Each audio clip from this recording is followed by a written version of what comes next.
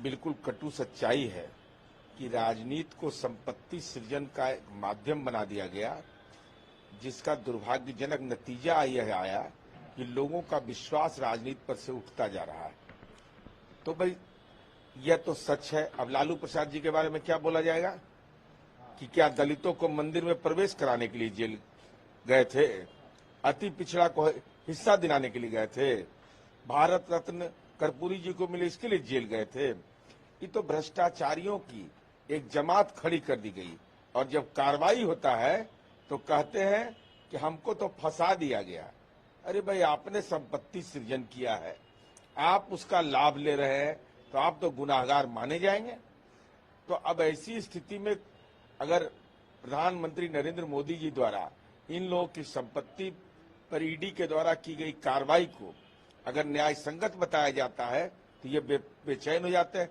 हम तो आदरणीय प्रधानमंत्री जी से अनुरोध करेंगे कि ऐसे लोगों की संपत्ति को जब्त करिए कानूनी प्रक्रिया के तहत, और वहां अनाथालय खोलिए, वृद्धावस्था आश्रम खोलिए, जिससे नई पीढ़ी और वर्तमान पीढ़ी अनुप्राणित हो सके कि इन राजनीति के भ्रष्टाचारियों को कैसे सबक सिखाया जाता है। ये जनता इसके लिए प्रतीक्षा सूची में बैठी हुई है। तेजस्वी यादव तो कह रहे हैं कि प्रधानमंत्री मोदी झूठ बोलने की मशीन है और सिर्फ झूठ का प्रचार करते हैं। 10 वर्षों में बिहार को कुछ नहीं दिया और मुख्यमंत्री लगातार विशेष राज्य की मांग करते रहे। 10 सवाल भी उन्होंने पूछा है। भ्रष्टाचार को मैं आदरणीय तेजस्वी यादव जी से पूछना चाहता हूं, पटना में जितना भूभाग आपके पास उपलब्ध है, आपके परिवार के पास, किस पटना निवासी को है? पटना के सबसे बड़े जमींदार आप हैं कि कहां से, कौन बिजनेस है आपका, कहां आपने संपत्ति बनाया था, कैसे संपत्ति बना, कहां फैक्ट्री चला था, हम आपसे जानना चाहते हैं। और बिहार में 10 वर्ष को अगर कुछ नहीं हुआ है तो मेरीन ड्राइव कैसे बन गया? हर 40 किलोमीटर पर पुल गंगा पर कैसे बन रहा है? उनको नजर नहीं आता है जो राघोपुर दियारा है, जहां उनका निर्वाचन क्षेत्र है, वहां जाने के लिए सड़कें प्रधानमंत्री सड़क योजना से कैसे बनी? अद्भुत तर्क है भाई। IIT बना, IIM बना, ये जानकारी नहीं है। अरे विकास की तो इतनी लंबी फेहरिस्त है कि तेजस्वी यादव जहां जाइएगा वहां नीतीश कुमार जी और नरेंद्र मोदी को पाइएगा। उन्होंने कई सवाल भी पूछे कल फेसबुक लाइव के माध्यम से, और ये भी कहा कि उनके पास मुद्दा नहीं है, हमारे पास मुद्दा है और इसीलिए घबरा के प्रधानमंत्री लगातार बिहार का दौरा कर। अरे तो हम तो फेसबुक लाइव आप कर रहे हैं।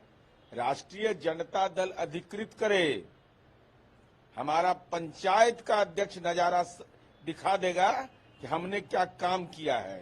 उनके तरफ से समय तय हो जाए, तिथि तय हो जाए, मुहूर्त तय हो जाए, और हमारी पार्टी का पंचायत का अध्यक्ष, चाहे कानून का राज का मसला हो या विकास के मसला हो, उस पर बहस करने को तैयार है। इसके लिए हम लोग को गांव-गांव में जनता बोल रही है, जो हमारा विरोधी है वो भी बोलता है कि नीतीश कुमार जी ने तो काम किया है इस बिहार में।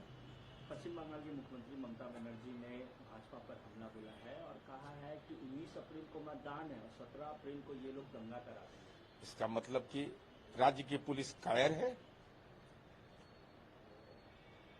कोई दंगा करा देगा और चैन से रह जाएगा? अरे बिहार मॉडल अपनाइए।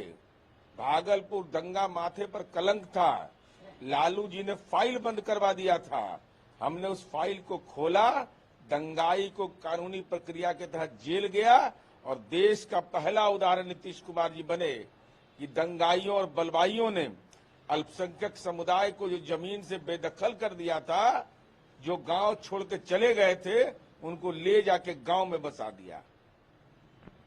लेकिन लगातार ममता बनर्जी हमला कर रही है और ऐसे में ये बयान की बीजेपी पे सीधे उन्होंने आरोप लगाया कि बीजेपी दंगाई।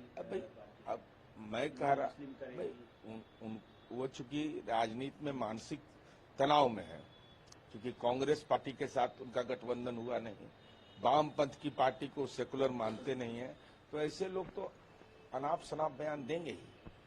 कल प्रधानमंत्री मोदी आए थे बिहार के नवादा में, वहां पे उन्होंने राम मंदिर का भी जिक्र किया। उस पर विपक्ष का कहना है कि अब बस इनके पास यही मुद्दा बच गया, राम मंदिर, और इसी का गुणगान गाते थे। नहीं, जैसे भगवान श्री राम का मंदिर बना न्यायालय के हस्तक्षेप से ना, यही तो आम लोगों का कहना था। तमाम राजनीतिक दलों की ये बौद्धिक सहमति इस पर बनी हुई थी कि भगवान प्रभु श्री राम का मंदिर बने, और तो सबकी सहमति से, तो अगर ये मंदिर बना है ये तो सबके लिए सम्मान का विषय है, हर लोगों की आस्था है उससे, न उससे कोई इस्लाम धर्म वाले परेशान है, न क्रिश्चियन धर्म मानने वाले परेशान है, कोई परेशान नहीं है। ये विपक्ष क्यों परेशान है?